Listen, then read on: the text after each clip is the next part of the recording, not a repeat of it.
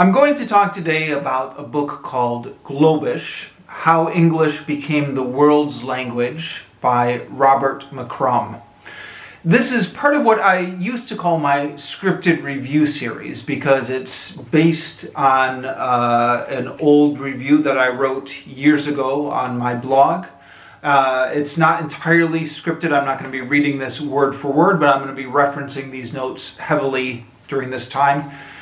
So this is something I read and reviewed back in 2013. And if you're not interested in my old reviews, feel free to skip this one. But that's what I'm doing today, is talking about revisiting a book I read back in 2013.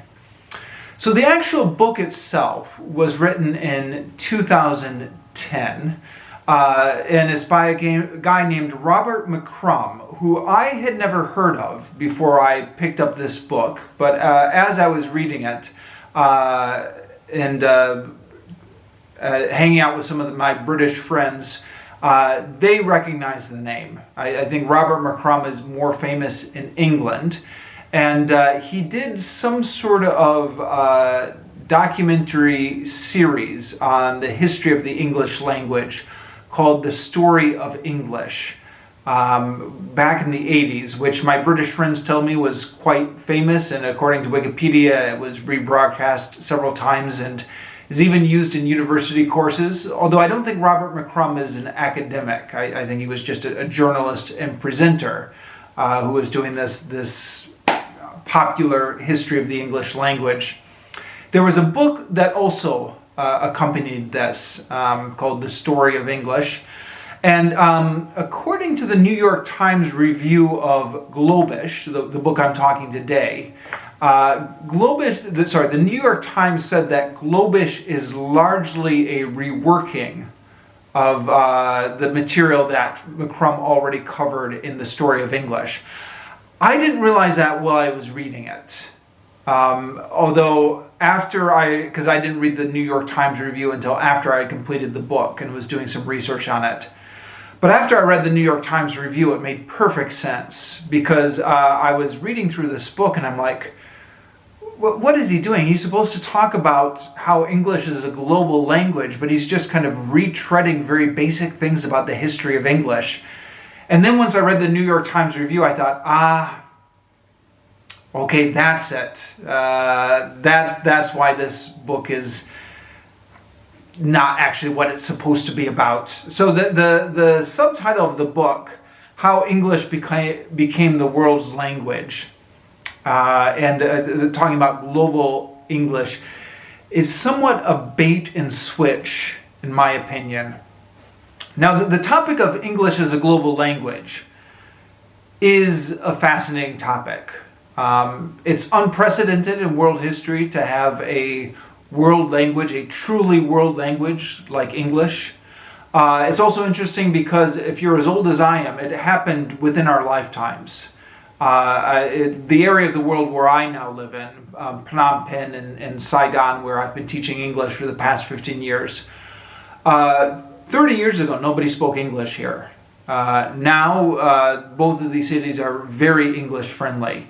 And there's a variety of reasons why it happened so rapidly in such a short time. Globalization and the internet and global tourism and free trade and all that stuff. But it's happened, and there's a lot to be said about it. I mean, I think people are still sorting out exactly what this means for the future of the English language, whether English will become a global language and take on aspects of global pronunciation and global syntax that are different than the way it's has been preserved in Anglo-Saxon countries, the traditional countries, or the issues of global pronunciation of English.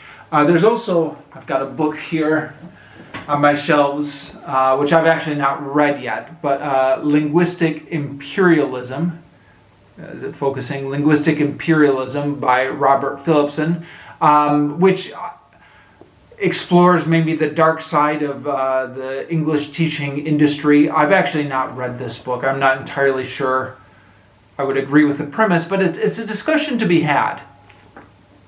But I mentioned all that by way of talking about what Robert Crumb does not cover. He briefly alludes to this, but bypasses it entirely. And the entire book is kind of like a bait and switch. He then goes through a very basic history of the English language, which is somewhat mixed in with a history of British culture. Maybe I should back up and talk about why I read this book. So I have been working as an English teacher for the past 20 some years, and have been trying to do some reading on professional development. And I've tried to do this system where I was alternating between an academic book and a lighter book. So prior to reading this book, I had read Understanding Second Language Acquisition by Lourdes Ortega, which I've talked about in this channel, and we'll link to in the review down below. Which, if you watch that review, you know I said that was a very dense book, a very academic book to get through. So I wanted to find a lighter book. And this book was on the shelves at the bookstores in Phnom Penh, where I was living at the time. And I picked it up there. And I thought this would be a book about the English language, but it would be kind of more general knowledge. I learned some interesting facts from it. But, you know, I wasn't expecting anything academic. And it wasn't academic, actually. It was, to be fair, a very readable book. I'm going to have plenty of problems with the content of the book, but in terms of the prose style, it flowed very smoothly. It was very readable. No complaints there. And in fact, had this book been more dense or difficult or unpleasant to read, I don't think I would have finished it. Because I finished it, I know I have a long list of things I can complain about from the book, because there's a whole lot of things that I thought just didn't make sense in this book. And I'm not even sure I'm going to get to all of them. Let me rephrase that. I'm not going to get to all of them. So in the original... Sorry, let me back up.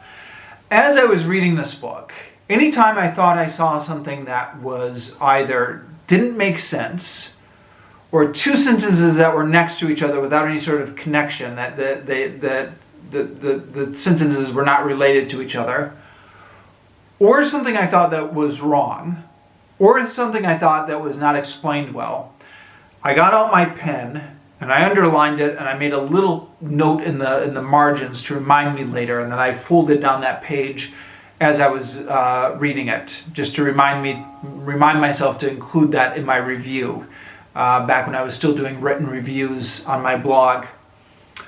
And the list of things that I underlined and annotated just got longer and longer and longer. And so when I finally wrote up the review on my blog, it ended up being a monster review. When I print it out on paper, it ends up being, well, it would have been 18 pages. I messed around with the margins to save paper, and it's only 13 pages here. But yeah, in the original review, I just go page by page and just complain about everything I thought was wrong or inadequately explained. And I'm not going to do that on this video, if for no other reason than the camera I'm currently using has a file size limit of 30 minutes before the camera cuts me off. So that's going to be my natural end time for this review. But even if I wasn't under that restriction, I don't think I would find it particularly helpful to go through point by point and complain about all these things. If you're interested, you can find them all on my blog. I'll link in the description down below. But, yeah. A big part of my problem is I didn't feel like I learned really anything new about the English language. But This is partly because this is the now third popular book I read on the English language. So the first one was The Mother Tongue by Bill Bryson, which I've talked about on this channel before, and we'll link to that down in the description below. The other one was The Adventures of English by Melvin Bragg, which I will also link to in the description down below. And so by the time I came to this book, I kind of felt like I knew all these beats already. And in fact, it is amazing how similar this book was to The Adventures of English by Melvin Bragg, or at least how many of the points they had in common. So both books emphasize the peasants' revolt in England and how the boy king Richard II made use of English to diffuse that revolt. Both books tell the story of William Tyndale and the English translation of the Bible. Both books describe in very similar terms the development of Australian English and the influx of new vocabulary that was needed to describe the Australian landscape. Both books use the same famous quote from Winston Churchill: "We shall fight on the beaches, we shall fight on the landing grounds, we shall fight in the fields and in the streets, we shall fight in the hills," to illustrate how Anglo-Saxon words are preferred over words of French Norman origin in everyday speech. The point both authors make is when Churchill was using those words, he was using all words of Anglo-Saxon origin, not words of Norman origin, despite the fact that there was a big influx of French Norman words into the English language. Both books also make a big deal of Shakespeare and all the words he added to the English language, as does The Mother Tongue by Bill Bryson. For that matter, also the Shakespeare book I read by Bill Bryson talks about all the words that Shakespeare added to the English language. So this was by my count, my fourth time going through a book that was recounting how much Shakespeare influenced the English language. And it was just all the same points all over again, and it was just all repetition. I mean, it was like I said, it was pleasant enough prose, but I didn't really feel like I was learning anything new. And had the book been a little bit more difficult to get through, I would have stopped reading it. But it was easy enough to read, so I kept reading it, and I guess I was kept hoping I might learn something new from it. And in terms of Globish, like how English became a global language, there is just nothing of any importance or significance in this book. So Robert McCrum talks about how there are Starbuckses in China. He talks about how English call centers operate out of India. Just all stuff everybody knows. I mean, even back when this book was published in 2010, this was old news by that point. So it's just the other thing is he doesn't really have any analysis of it. He just thinks it's really cool that people all over the world are speaking English. So certainly any hints about linguistic imperialism, or whether there's any discussion to be had about this point, whether there's any discussion to be had about this point, completely out of his purview. He just wants to say, isn't it cool that they have Starbucks in China? Isn't it cool that people all over the world are learning English? And you know, I'm in no position to criticize that. I've made my living for the past 24 years teaching English. So, there's just no analysis of any worth here. He goes off topic for pages at a time, talking about history of the British Empire, or talking about the history of Rudyard Kipling or George Orwell. Some stuff that's interesting, talking about Kipling's boyhood, or how Kipling influenced Orwell. But what is this doing in this book? The other thing is that he is advancing this premise that during the Norman conquest of England, French was spoken by the Norman nobility and English was spoken by the lower classes. And because of this, the English language has an inherent democratic aspect to it, which I thought was just a ridiculous point to argue. I mean, it almost sounds like linguistic determinism, which is an idea that I believe is largely debunked in linguistics now, which says that the language that you speak has some sort of influence on your thinking. So if you speak Japanese, you're more predisposed to see the world in this way. And if you speak English, you're more predisposed to see the world in this way.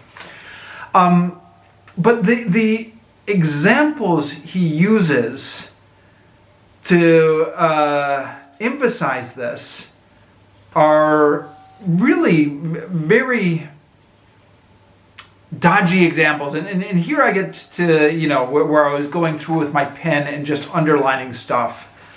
For example, from page 18,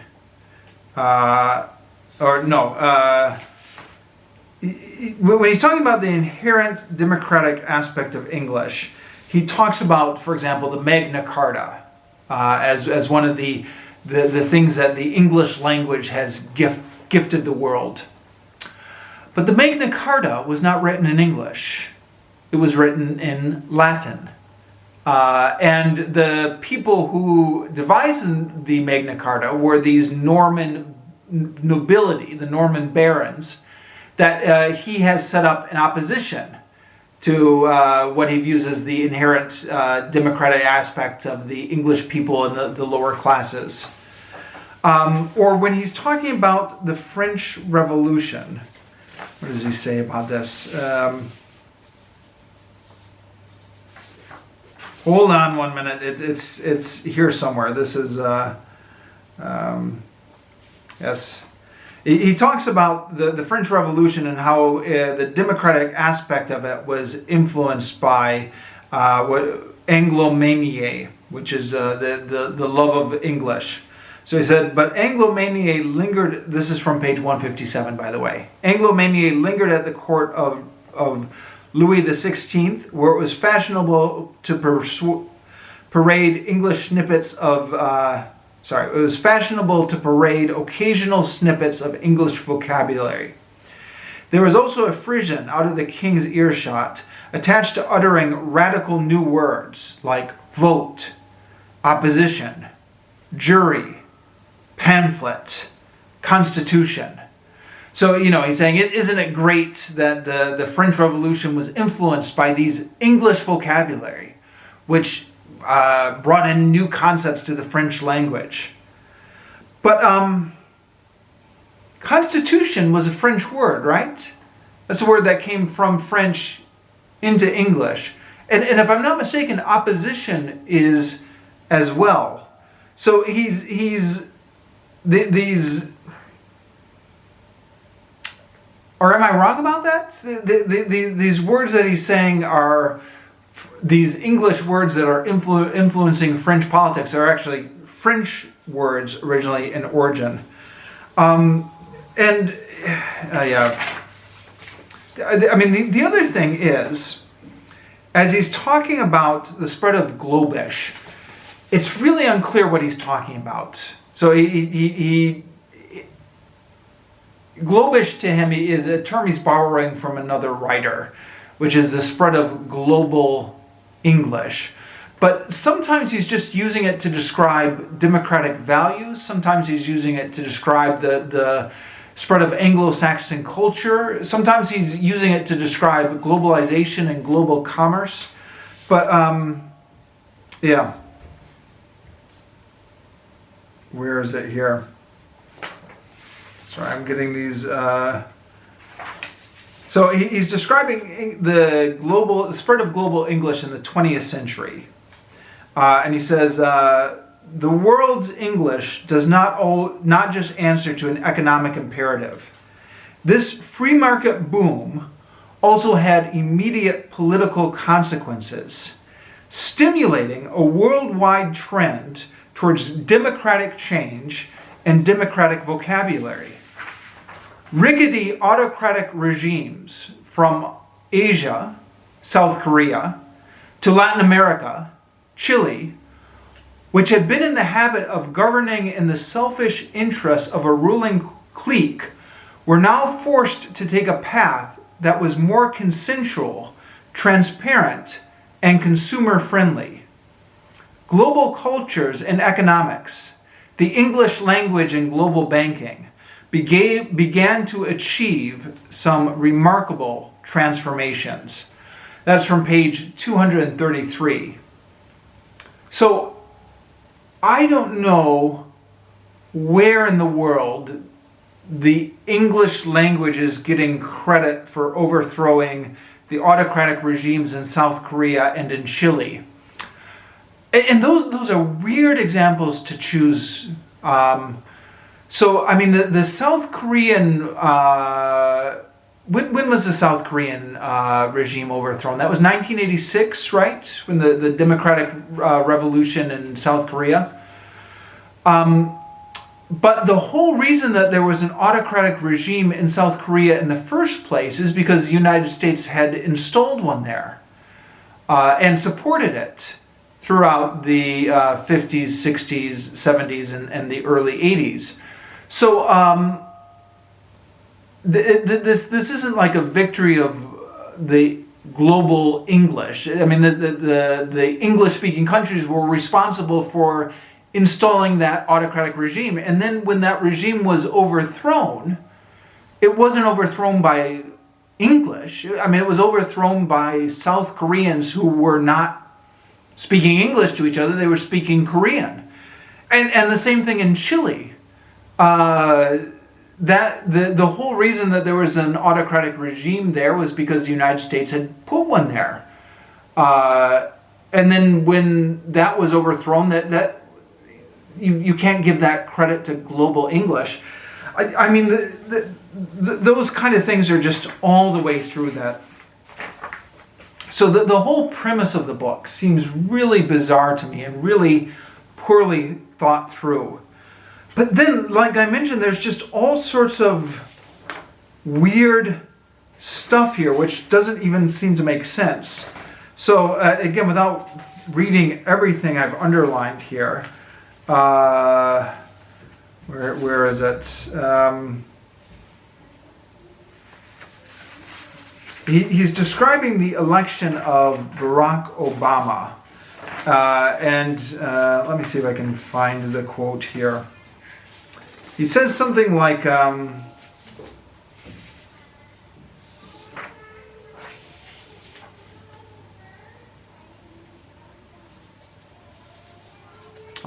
the problem with having 18 pages worth of stuff when you're looking for a particular quote. Oh, here it is. Here it is. Page 142. He's talking about the election of Barack Obama. He says, "So to young Americans, he," meaning Barack Obama, "offers change we can believe in. To African Americans, he became the symbol of their struggle for recognition he became the symbol for their struggle for recognition. Semicolon. Across the world, he embodies a version of America everyone can identify with. Even the Irish, who composed a ballad in his honor, claiming a shared inheritance." So why even the Irish? Even the Irish, as in you wouldn't expect the Irish to identify with Barack Obama. right? I mean, that's what that even means, right? Of all the nations, even the Irish have identified with Barack Obama. So I actually, at the time I was reading this book, I had an Irish coworker at the school I was working with, and I ran this by him. I showed him the sentence in the book, and I said, why does it say even the Irish? And he looked at it, and he puzzled it, and he couldn't figure it out. He said, that's strange because we Irish usually like American presidents. We liked Reagan, we loved Kennedy. There's been a long history of the Irish supporting the American presidents, he said. So why does it say even the Irish? I think what's going on here is just a simple error.